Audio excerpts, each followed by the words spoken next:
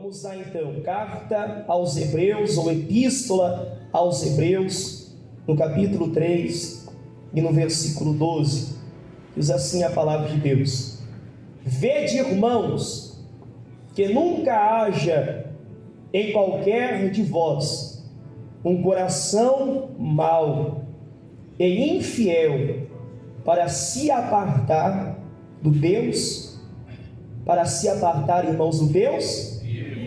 Vamos recapitular: Vede, irmãos, que nunca haja em qualquer de vós um coração mau e infiel para se apartar do Deus vivo.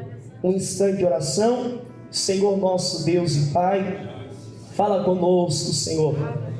Usa a minha pessoa para transmitir a noite de hoje o ensinamento através da Tua santa, bendita e maravilhosa palavra. Fale comigo, fale com o Teu povo. Amém, Senhor. Amém, Jesus. Assente-se, irmãos, desocupe as mãos, pode bater palmas, pode exaltar a Jesus.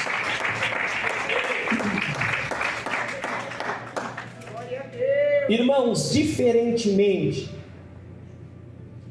das outras epístolas que nós encontramos no Novo Testamento, que são 13, e que tem alguém que foi autor dela, e nós conhecemos como Paulo, ou apóstolo Paulo, como os irmãos bem quiserem entender, a epístola ou carta aos Hebreus, há quem diga que ela tem algumas identificações de Paulo, mas há outros também que diz que ela tem a identificação de outros autores. Há quem diga que até mesmo Pedro, ele tem algumas das digitais nesta carta, nesta epístola. Mas como não se tem uma certa clareza, uma certa certeza de que realmente Paulo, ou Pedro, ou qualquer outro que seja, foi o autor da carta ou epístola aos Hebreus, ela é conhecida como uma carta que o seu autor, ele é desconhecido. Quando a gente percebe e olha para a carta aos Hebreus, nós vamos perceber que ela foi de forma original destinada aos cristãos que se encontravam na Roma. Constantemente, irmãos, você observa no Novo Testamento que sempre havia essa preocupação daqueles que foram intitulados como apóstolos de Cristo, para sempre estar enviando cartas ou epístola com um objetivo. Não se lançavam cartas ou epístola como alguns talvez recebem, né? É mais do que costumeiro. Às vezes a gente recebe alguma carta e essa carta talvez não é do nosso interesse. A gente pega e mais do que depressa faz o que? A gente rasga ela. Só que as cartas que eram direcionadas pelos apóstolos, por aqueles que foram chamados pelo Senhor, eram enviadas com um determinado objetivo. E se a gente for mais profundo aqui, nós vamos perceber que, por mais que aparentemente a carta aos Hebreus ela foi direcionada à cidade, aos cristãos que estavam em Roma, ela foi de forma mais direta e mais clara, direcionada principalmente para os judeus que se encontravam em Roma. E por qual motivo que esta carta ela foi enviada para os judeus que se encontravam em Roma? Porque eles estavam passando por um período um período que nós aqui de Ibaiti, um período que a igreja brasileira, um período que as igrejas espalhadas por estados, cidades, grandes metrópoles, grandes pontos comerciais, grandes pontos de concentração de pessoas, não vivem. Entenda que quando o escritor aos Hebreus, ele direciona a carta diretamente para Roma, é porque eles estavam enfrentando uma situação em que a perseguição era algo contínuo, era algo frequente, era algo que não se dava trégua. E nós devemos louvar a Deus, irmãos, porque por mais que não vemos, a olho nu existe uma perseguição em qualquer coisa que se relaciona a Jesus, em qualquer coisa que se relaciona à espiritualidade. Mas por mais que existam essas perseguições, não é uma perseguição ferrenha, não é uma perseguição que te proíba de exercer a sua fé, mas muito pelo contrário, há uma perseguição, mas é uma perseguição aos arredores, é uma perseguição como os chamados rumores de perseguição. Então se alegre, e se alegre muito, exalte muito a Deus, porque nós não somos perseguidos, porque nós temos a oportunidade de ir e vir, nós temos a oportunidade de se reunir como igreja. Devemos glorificar a Deus. Só que quando o escritor aos Hebreus, ele manda uma carta, geralmente uma carta ela contém, dependendo do formato dela, ela contém ali todas as descrições da pessoa que está enviando, ela contém algumas informações do porquê que aquela carta está sendo direcionada ou enviada. Só que a carta aos Hebreus ela é um pouquinho diferente. Ela é uma espécie de sermão.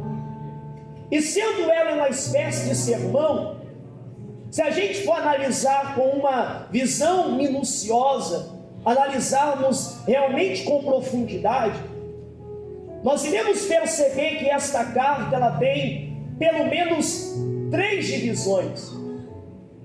Só que eu quero, irmãos, observar com a igreja somente uma parte desta carta que foi dividida em 3 partes. E o porquê que eu quero, de alguma maneira, analisar com a igreja tão somente uma das 3 partes? Porque a carta, irmãos, aos Hebreus, ela revela para nós algo que nós estamos enfrentando no tempo presente e que precisamos de forma urgente nos atentar para algo. E que algo? Primeiro, que é importante, que a terceira, a divisão final desta carta, o escritor vai exortar de forma enfática os crentes a perseverarem primeiro na salvação. Quem tem perseverado por sua salvação? Só que você já sabe, né? Que a salvação não é fácil. Jesus, ele disse que o reino do céu é tomado à força, e para que seja tomada a força, somente entra nele quem se esforça. Só que ele fala também no sentido de exortar aos irmãos que estavam em Roma, sendo judeus, no que diz respeito à fé. E a fé os irmãos já entendem. O próprio escritor aos Hebreus, ele trouxe uma declaração quanto à fé, quando ele disse o quê? Que sem a fé é impossível agradar a Deus. Mas é necessário que aquele que se aproxima de Deus venha crer que Ele existe, que é o galardoador daqueles que o buscam. Ele tenta entender algo. Se nós, que estamos vivendo mediante ao exilado, não tivermos a fé, não há forma ou não conseguiremos de maneira alguma nos aproximar de Deus. Por isso que Paulo ele disse na sua segunda carta, quando Timóteo estava ali meio abatido, e Paulo foi dar uma certa exortação a Timóteo, ele já estava encerrando a sua carreira. Ele disse sobre o sentido: olha, eu combati o bom combate, eu acabei a carreira, mas eu mantive algo, eu guardei a minha fé. Por quê? Porque a fé é primordial.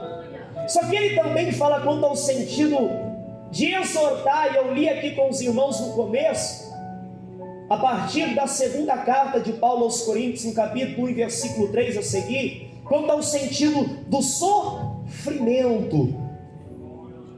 Por que quanto ao sentido do sofrimento? Não é porque eu e você servimos um Deus que é grande, não é porque nós servimos a um Deus que em Gênesis no capítulo 1 nós temos duas declarações, que Deus é o Criador de todas as coisas e que Ele existe, que a gente vai ficar isento de problemas, de dificuldade, de sofrimento. Jesus, irmão, se a gente for observar, Ele passou por situações de extremo sofrimento, e Ele disse que o servo não pode ser maior que o seu senhor. Se o servo não pode ser maior que o seu senhor, então é necessário que o servo também passe por sofrimento, por mais que não seja igual ou possa igualar ao sofrimento de Jesus. Só que mediante o sofrimento, Jesus ele disse, olha, Jesus não disse assim: eu venci o mundo, vocês também vão vencer. Ele disse em outras palavras, ele disse: eu venci o mundo, mas vós sereis aflição. Só que ele deixou claro que ele venceu o mundo, ele sofreu as aflições, mas nós iríamos também sofrer aflição, mas ele deixou claro: eis que eu estarei convosco até as consumações do século. Quando Jesus está dizendo isso, Ele está dizendo: você vai passar por sofrimento, mas eu vou estar contigo. Você vai passar por situações de dificuldade, mas eu estarei com você. Só que o escritor aos Hebreus, ele pede para os crentes perseverar na salvação, na fé e no sofrimento, mas ele também instrui e exorta aos crentes que estavam em Roma a perseverarem também na própria santidade. Glória a Deus. Santidade. Aleluia. Santidade. Paulo disse em Efésios que a gente precisa seguir a paz com todos. E depois de seguir a paz com todos, ele diz e também nós devemos seguir a paz com todos e a santificação, porque sem a qual ou sem a tal santificação ninguém verá o Senhor.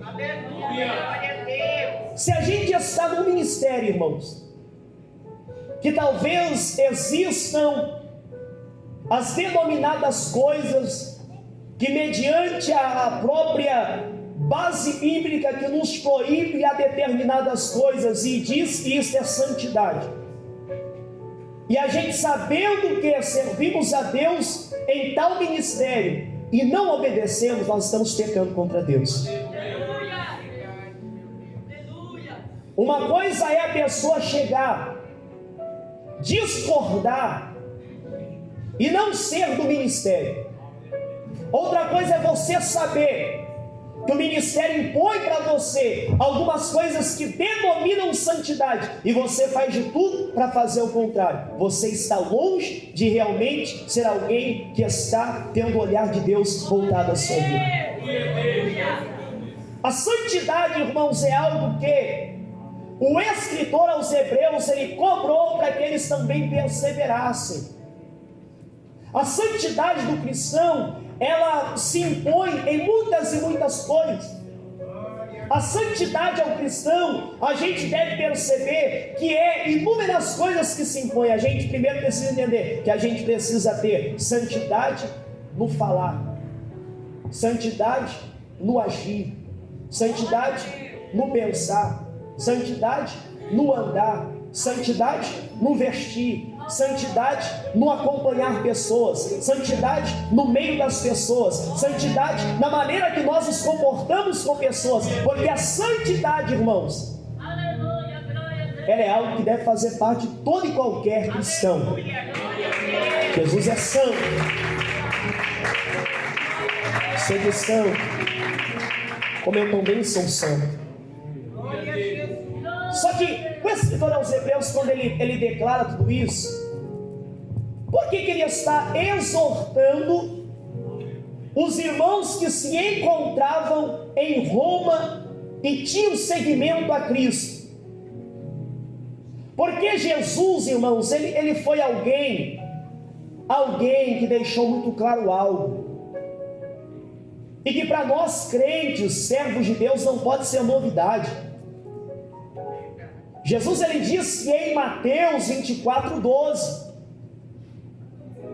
por se multiplicar a iniquidade, o amor de muitos esfriaria. Ou seja, isso não pode ser novidade para nós. É necessário que isso aconteça. E se Jesus disse que por razão da iniquidade o amor de muitos esfriaria, ele está dizendo que muitos iriam se apostatar da fé. Então não é algo para ser novidade. Por isso que Jesus ele não deve ser novidade para nós. Por quê? Porque Jesus também disse em Mateus 24:35, quando ele dava um sermão ali quanto às tribulações que aconteceria, o sermão de que trariam evidências à sua volta, ele disse o quê? Que o céu e a terra ele pode passar, mas as palavras do Senhor elas não vão passar. Ou seja, preste atenção, irmãos. Preste atenção. Se Jesus disse que por multiplicar a iniquidade o amor de muitos esfriaria, não deve ser para o crente novidade. Não deve ser para o crente novidade. Deve servir para o cristão como preparação. Deve servir como crente como algo para se levar com atenção. Deve servir para o crente como algo que o alerte para não entrar na mesma condição de alguém que por causa da iniquidade o amor dele se esfriou. Só que agora nessa parte, irmãos, o escritor aos Hebreus, ele faz o quê? Ele diz: olha, vede, irmãos, que nunca haja em qualquer de vós um coração mau e infiel para se apartar do Deus vivo. Por que será que ele está dizendo isso? Por que será que ele está dizendo: ó, vede, irmãos, que nunca haja em qualquer de vós um coração mau e infiel para se apartar do Deus vivo? Porque eu disse aqui na segunda-feira passada que existem as três classes de pessoa: o homem e a mulher natural, o homem e a mulher carnal, e o homem e a mulher espiritual. Havendo o homem e a mulher natural, isso acontece somente para aqueles que ainda não receberam a Cristo. Então todos aqueles que estão lá fora. Mas o homem e a mulher carnal, e o homem e a mulher espiritual, onde que a gente encontra? Dentro da igreja. Porque senão o escritor não estaria dizendo: vede, irmãos, que nunca haja em qualquer de vós um coração mau e infiel. Por que ele está dizendo isso? Porque naquele tempo já estavam se levantando o quê? Pessoas com um coração mau e infiel. E o coração mau e infiel é mais do que notório, é mais do que nítido ele fazer o quê? Ele não se aproximar de Deus. Por quê? Primeiro que Deus, melhor dizendo, usou Isaías para dizer o quê? Que a única coisa que aparta o homem e a mulher de Deus é o pecado. A pessoa que tem um coração mau e é infiel, ela vive uma vida em que o pecado para ela é normal. ela vive uma vida em que aquilo que ela faz, que sabe que transgride a lei do Senhor, por ela ter um coração mau e infiel, é mais do que nítido que ela deixa entrar dentro do seu coração, e mais do que notório que vai acontecer o quê? Que ela vai se apartar do Deus vivo. Ou seja, é uma pessoa que entra no estágio da apostasia. Mas o que é apostasia, irmãos? Primeiro que a apostasia é decaída, deserção, é rebelião, é abandono, é retirado, afastar-se daquilo a que antes se estava ligado. É decaída. É alguém que estava numa elevação tão grande. Alguém que quando nas atitudes que ele tinha, a preocupação dele é: será que mediante a esta atitude que eu tenho, eu realmente estou agradando a Deus? É alguém que está elevado. Mas alguém que está em estado de apostasia é alguém que já não está mais nessa crescente quanto ao sentido de tudo que ele fizer, ele vai de alguma maneira ver se Deus está se agradando dele. É uma pessoa que é o inverso de alguém que está em crescente, ele está em decaída. É alguém que tudo que faz já não consulta mais a Deus. Irmãos, algo que acontecia sempre antes era que os crentes, os servos, as santas mulheres de Deus, os santos homens de Deus, antes de ele fazer qualquer coisa, ele consultava a Deus.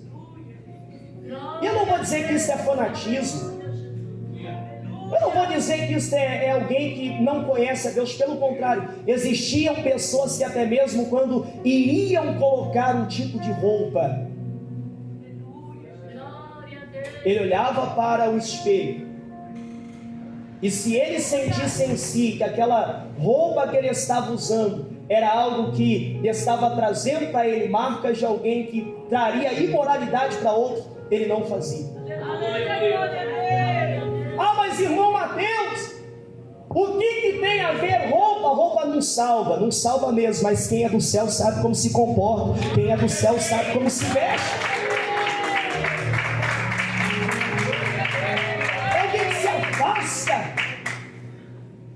Afasta-se.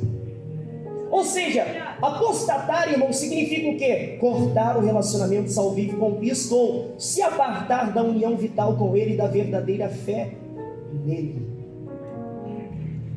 Quando a gente se afasta, a gente está quebrando o nosso relacionamento com Deus, e isso torna para nós o quê? Um ato de apostasia. Sendo assim, a apostasia individual é possível somente para quem já experimentou a salvação. Olha que coisa interessante. Irmãos, não é qualquer pessoa que pode se apostatar. Somente aqueles que experimentou a salvação, a regeneração e a renovação pelo Espírito Santo, que é capaz de se apostatar. Por quê? Porque ele chegou ao conhecimento da excelência de Deus, sabe como deve se comportar como Deus, viveu a experiência da salvação, viveu a experiência da regeneração feita pelo Espírito Santo, e ele faz o quê?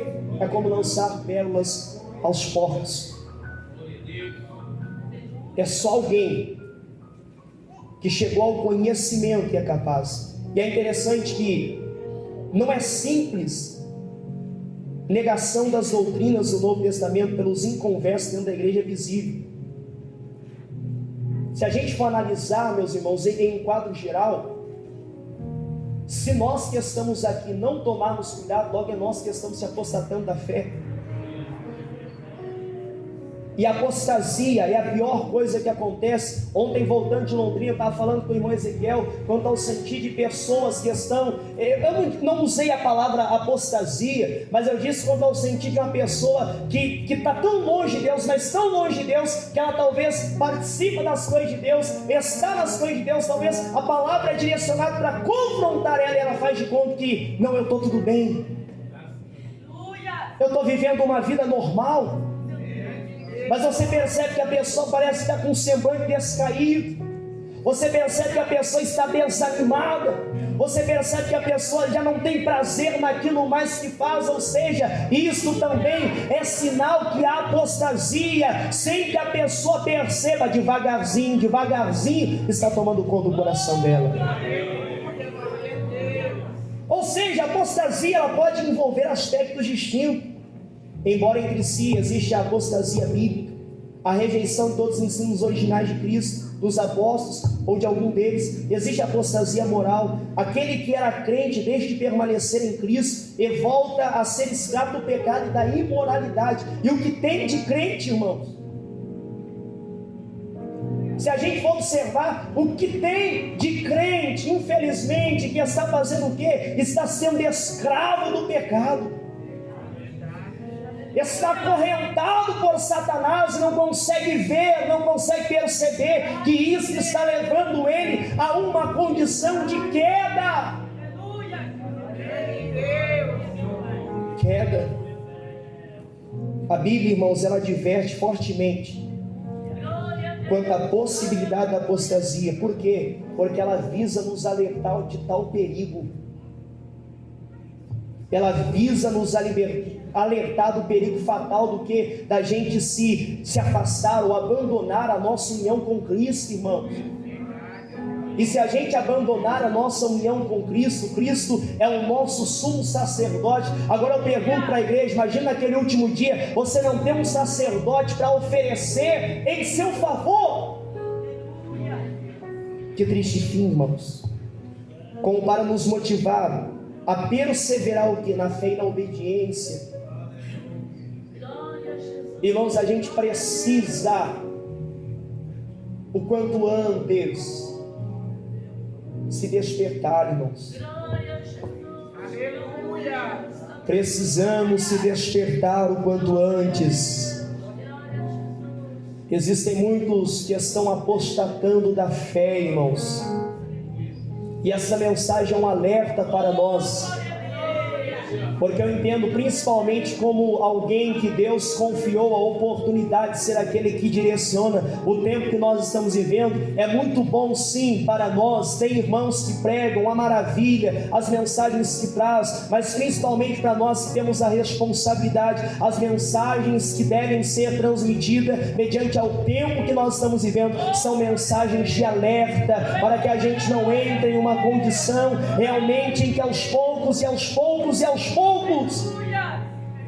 nós estejamos entrando por um caminho de apostasia. Só que continua.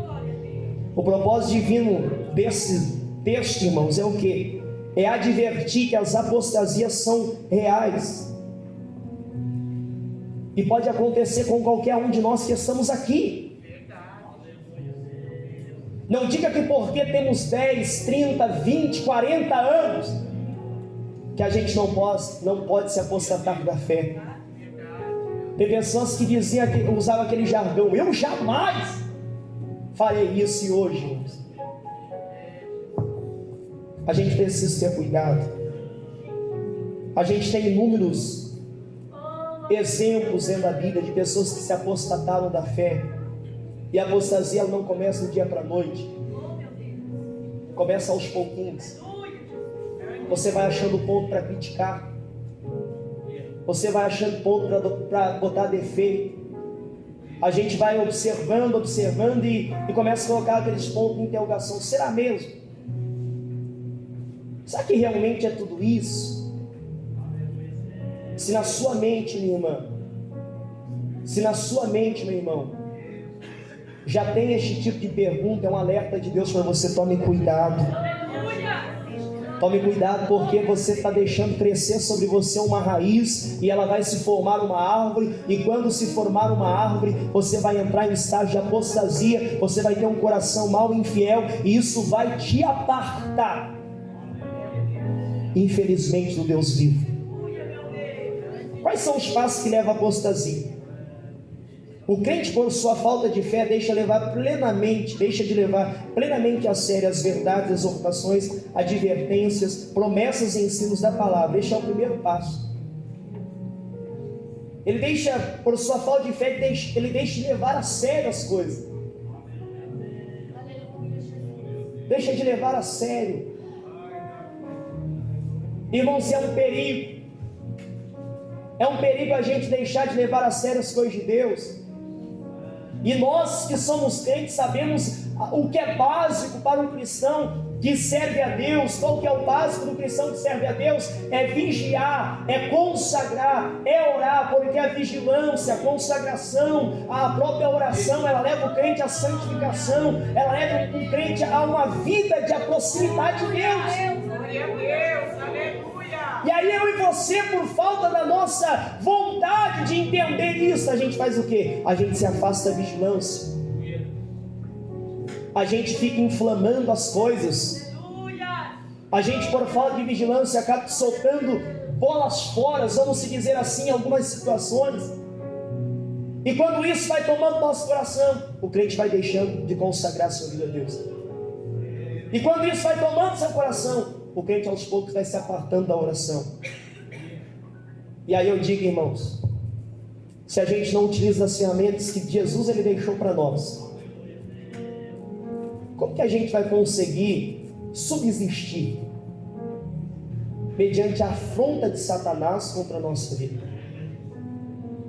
Como que a gente vai resistir aos pensamentos que essa mente terrível ela coloca sobre nós? Outro passo: quando as realidades do mundo chegam a ser maiores do que o do reino celestial de Deus, o crente deixa de se aproximar de Deus através de Cristo. O que tem mais afastado os cristãos hoje é a realidade do mundo.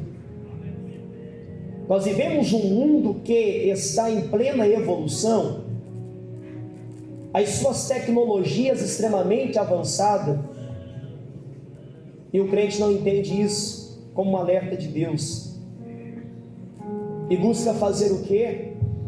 Se aproximar das modernidades do mundo. E por se aproximar das modernidades do mundo, o amor vai automaticamente se esfriando, esfriando, esfriando e esfriando. E a pessoa vai fazendo o quê? Se afastando e se afastando de Deus. A igreja hoje está aberta em muitos lugares, e a modernidade acompanha também a igreja. Quantos crentes que realmente estão na casa porque estão cansados? Quantos crentes que realmente estão lá na casa agora dormindo realmente porque teve uma semana cansativa de trabalho? E quantos crentes que estão mais atualizados que os próprios jornais, que sabem a notícia mais rápido que qualquer um, porque fica com o olho vidrado em tantas e tantas coisas? Deixa a modernidade tomar conta do seu coração, e isso vai automaticamente afastando ele de Deus. Terceira causa: por causa da aparência enganosa do pecado, a pessoa se torna cada vez mais tolerante do pecado na sua própria vida, já não ama a retidão nem odeia mais a iniquidade.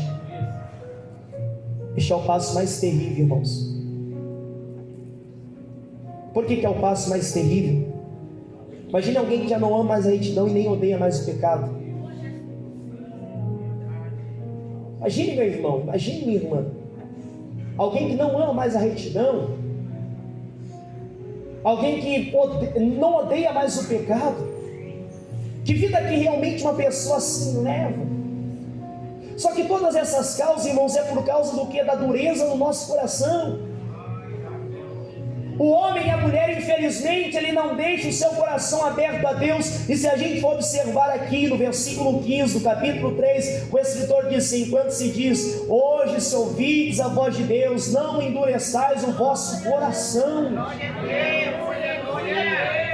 Muitos crentes, Deus está alertando muitas pessoas, Deus está dizendo: desperta, saia dessa zona de conforto. E a pessoa faz assim: não é Deus que está falando comigo? A dureza do coração é uma das piores coisas que o homem pode enfrentar. Isso faz a gente rejeitar os caminhos de Deus, e faz com que a gente não dê atenção à repreensão do Espírito Santo. É um perigo, irmãos. Isso faz o que? O Espírito Santo se entristece, o fogo apaga, o templo é profanado e finalmente a gente se afasta da presença de Deus. O Espírito Santo afasta do crente. E aí um crente sem Espírito Santo é um crente desgovernado, é um crente que não tem sentimento,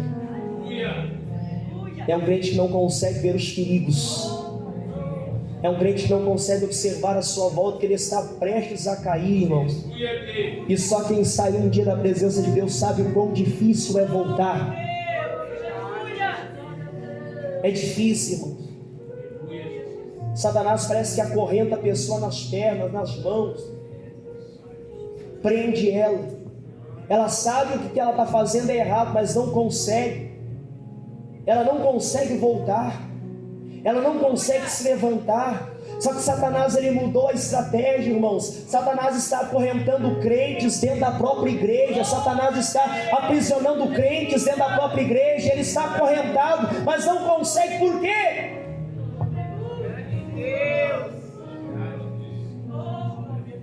Porque o Espírito Santo, ele está triste. O fogo que ardia no coração apagou. O templo está profanado.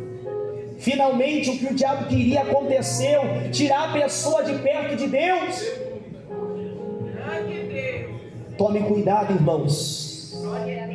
Nós, como igreja de Cristo, temos que se alertar para não ter apostasia pessoal. Porque a pior coisa que tem é você dobrar o seu joelho e não sentir Deus. A pior coisa que tem é você mesmo aqui em cima do altar, pregando a palavra de Deus, mas não sentindo nada, não vendo nada de Deus. A pior coisa que tem é você estar no momento de oração e parece que o céu está cerrado. Meus irmãos, não deixe com que a apostasia pessoal ela atinja o seu coração. Se a apostasia continua sem efeito, o indivíduo pode finalmente chegar ao ponto de que não seja possível um recomeço. Muitos voltaram e outros não conseguiram voltar. Infelizmente são poucos que conseguem voltar, irmãos. Infelizmente. A gente ouve constantemente pessoas que eram crentes e partiram. A gente não pode julgar, mas as atitudes dela propriamente, somente ela e Deus para saber, mas a atitude dela respondeu por ela. E aí fica aquela pergunta: louco, se hoje pedirem a sua alma, o que tu darás? Seus bens, toda a sua fazenda? Isto é, irmãos, a pessoa que no passado teve uma experiência de salvação com Cristo, mas que de forma deliberada e continuamente endureceu o coração, ela já não vive uma vida de proximidade de Deus. Não vai dar para mim continuar, irmãos. Eu vou encerrar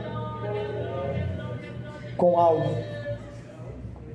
A gente vai continuar em outro dia. Quem sinceramente preocupa-se com sua condição espiritual e sente no seu coração o desejo de voltar a ser arrependido para Deus, tem nisso uma clara evidência de que não cometeu apostasia.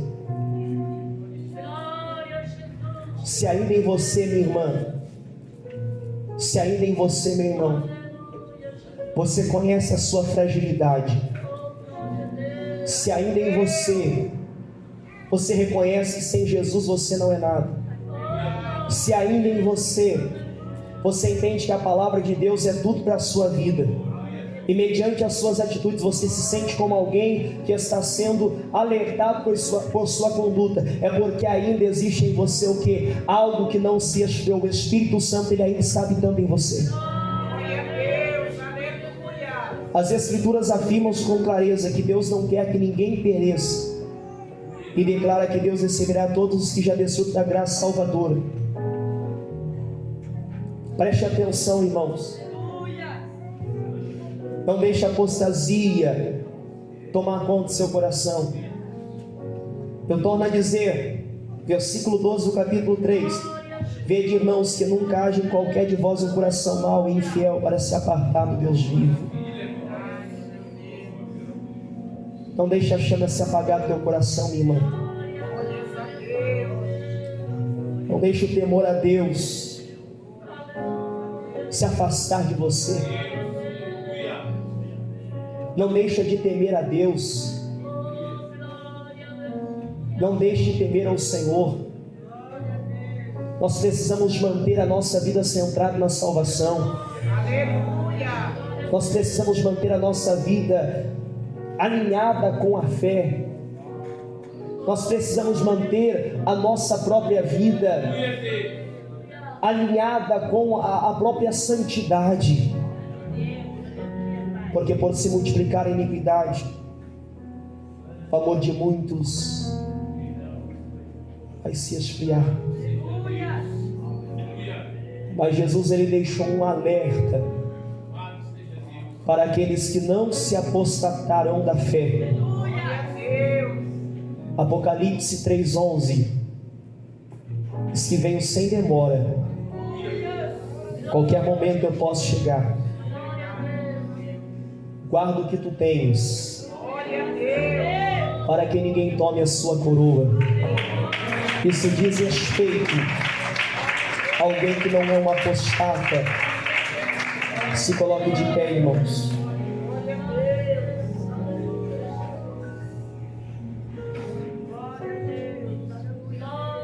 Não podemos se apostatar da fé. Não podemos, irmãos.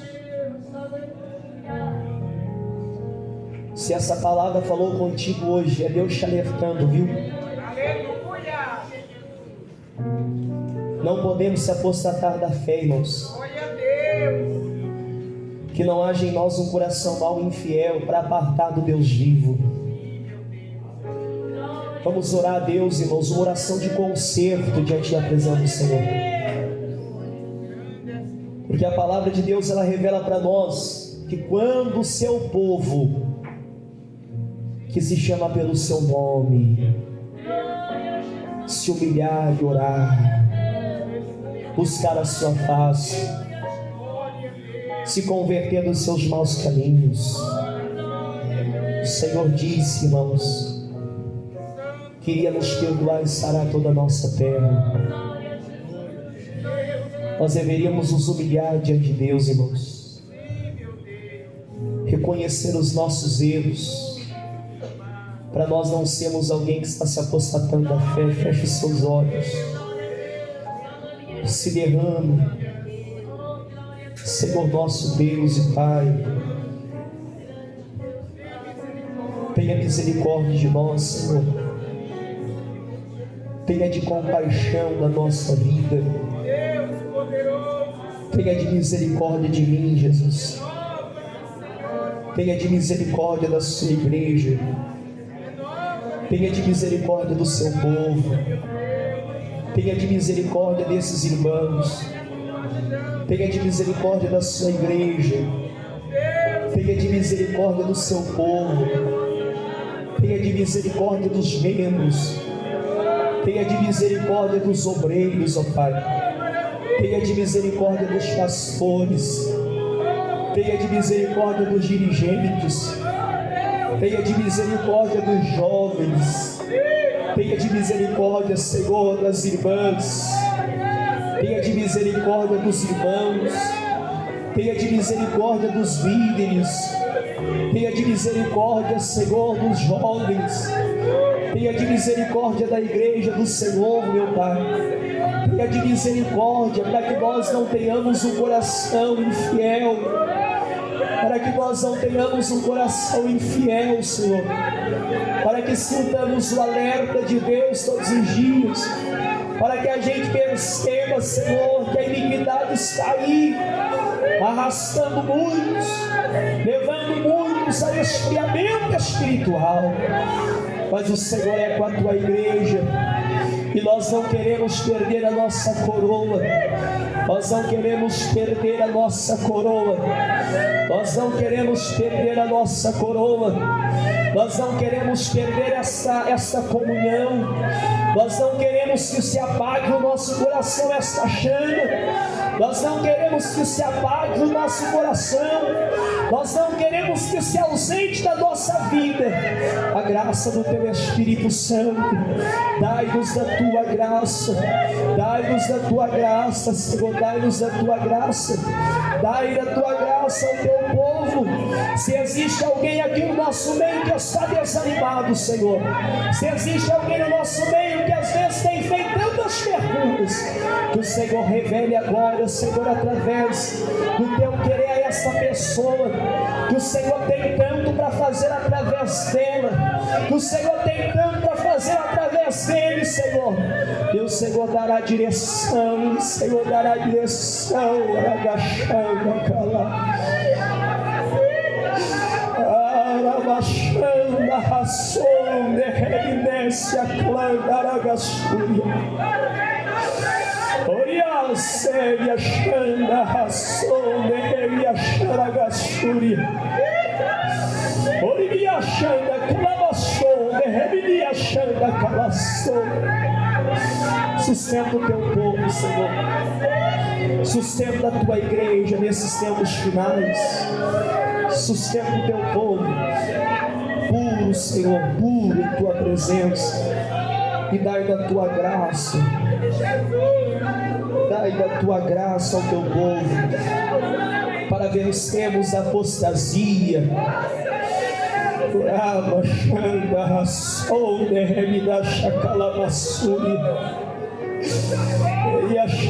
ração, e achando a raséria. Dai-nos a Tua graça, Senhor, para vencermos, para vencermos, para vencermos, em o nome de Jesus Cristo.